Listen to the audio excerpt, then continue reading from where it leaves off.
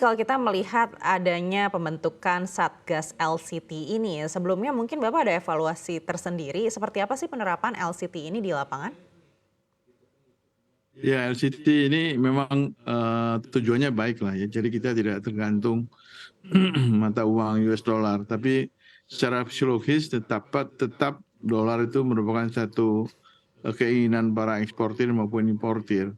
Jadi kita tetap memberikan harga atau menerima harga kalau kita importir dari pihak kolega dagang kita itu dalam bentuk US dollar, baru nanti diterjemahkan dalam bentuk mata uang masing-masing.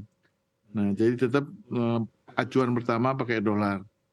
Yang kedua, memang tidak semua bank devisa dijadikan agen untuk melaksanakan hasil ekspor ini maupun untuk impor. Jadi masih terbatas keagenan bank yang ditunjuk oleh Bank Indonesia. Baik, dan untuk Satgas ini sendiri, ekspektasi dari pelaku ekspor sendiri seperti apa Pak Beni? Ya, ekspektasi kami tetap kita akan mensupport rencana ini, dan tentu kita mintakan supaya proses dari proses administrasinya itu bisa dilakukan, sudah didigitalisasikan, jadi tidak usah harus repot secara fisik kita harus menemui si bank yang ditunjuk, karena tidak semua bank ditunjukkan, tidak semua bank devisa ditunjuk sebagai agen pelaksana daripada LCT ini. Baik, kalau menurut pelaku ekspor, tantangan penggunaan LC ini seperti apa?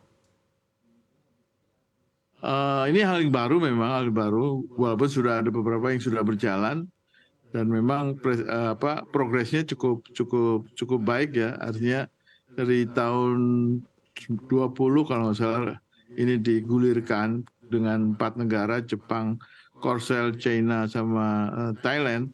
Itu cukup besar progresnya. Tapi memang kalau dibandingkan dengan total ekspor sih masih jauh ya persentasenya. Baik, apa saja yang membuat pelaku ekspor selama ini lebih memilih untuk menggunakan dolar Amerika Serikat dibandingkan dengan mata uang dari negara-negara lain? Apakah memang karena secara teknis ini sebenarnya lebih mudah dan volatilitasnya juga lebih terjaga? Ya gini, kalau bahan baku atau saya masuk ke industri manufacturing dulu ya. Kalau bahan baku industri manufaktur masih ada komponen importnya yang harus dibayar pakai US dollar, tentu kita juga ingin supaya fairnya kita juga hasil ekspornya dalam dolar, sehingga tidak ada kerugian kurs di situ. Tapi kalau bahan bakunya itu rupiah, artinya komponennya itu banyak mata uang di dalam negeri, tentu ini nggak masalah, mau dolar maupun dengan mata uang dalam negeri pun juga oke sih.